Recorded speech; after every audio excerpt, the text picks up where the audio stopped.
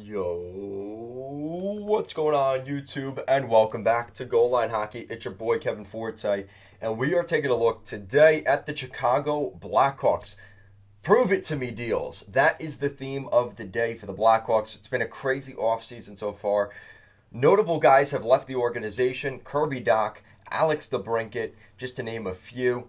They also brought in some guys here in free agency to try and replace some of that depth, and we're going to take a look at that. So, the season of prove it deals for the Chicago Blackhawks. They've signed Andreas Athanasiou and Max Domi each to 1-year contracts, paying them $3 million this season.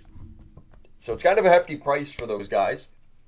But these are guys that allow them to get to the cap floor. That's why they gave them $3 million. So they're not, let's be honest, they're not $3 million players, but it gets them to the cap floor. And that's what the Blackhawks are trying to do here.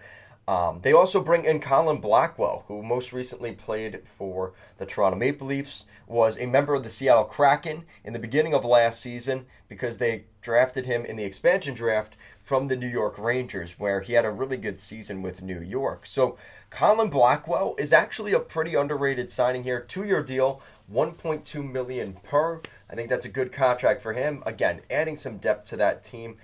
And Domi and Athanasiou probably are going to round out that third line, right? Because right now, according to Daily Faceoff, they have Mackenzie Entwistle, Max Domi, and Andreas Athanasiou on that third line. The fourth line, you have some guys here in Boris Kachuk, Sam Lafferty, and the newly additioned Colin Blackwell. Now, depending on what happens here down the stretch, we could see a situation where, depending on what they do with Jonathan Toews, Colin Blackwell could be playing in the top 6 at the end of next season. And I know that sounds crazy, but again, you have guys that could be on the move again, right? You have Patrick Kane, Tyler Johnson, Jonathan Toews. Those are 3 guys in your top 6 that by the end of next year might not be there, right?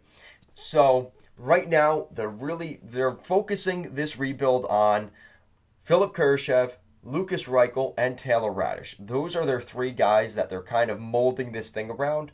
Now, obviously, they have the guys they drafted in the first round this year, and those guys will come up. Kevin Korchinski, Frank Nazar, those guys will come up later down the line. But they're not coming to the NHL yet. Absolutely. Now, there is a chance Korchinski could maybe make an argument, but I think with the depth they have now, don't put him in a situation to fail. And, I mean, let's be honest, look at this defense. Alex Vlasic, Seth Jones, Jake McCabe, Connor Murphy, Riley Stillman, and Caleb Jones. So there's just not enough depth there, right? And I think that for the Blackhawks and for the sake of those prospects, let them develop another year or two while the rebuild is going on, because this is just it's like putting a baby in a house fire. Don't do that, right? That's kind of what you're doing here if you bring these guys up, especially a defenseman like Korchinski. They really liked him. That was a big guy that Kyle Davidson wanted. So that is kind of interesting.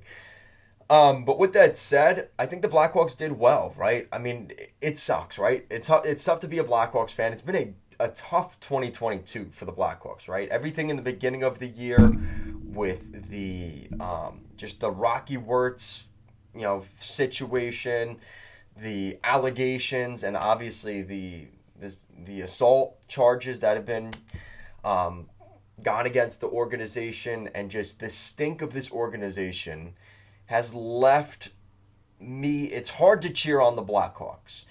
And I can only imagine for the Hawks fans out there, I mean, at least you have a clean logo and jersey, which obviously helps. But it's been a rough year for you guys. So just word of advice from my Blackhawks fans out there. Just take the summer and relax. Enjoy the summer. Enjoy the Windy City here for a couple months before it gets really cold again. Because this is a team that it's going to be tough to watch these guys next year. And I think that the Blackhawks aren't done yet. They could still make some trades here, right? We've heard Patty Kane's name out there. Obviously, Jonathan Toews, if that's even a plausible move at this point. I think there's some interesting things that could happen here down the stretch. But let me know what you guys think in the comment section down below. What do you think of the Blackhawks so far? Like I said, you've got a great sweater. You've got a great logo.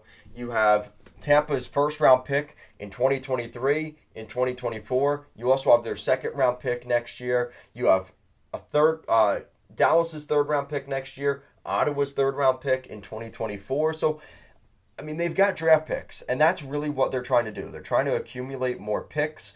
And at this point, it looks I'm a little OCD. So you've got two first round picks for the next 2 years, two third round picks for the next 2 years, but you only have two second round picks for this year and only one second round pick in 2024. So they have to fix that because OCD wise, it doesn't work. I don't like that. But other than that, let me know what you guys think of the Blackhawks offseason so far. Guys, like I said, relax, and I'll see you again next time.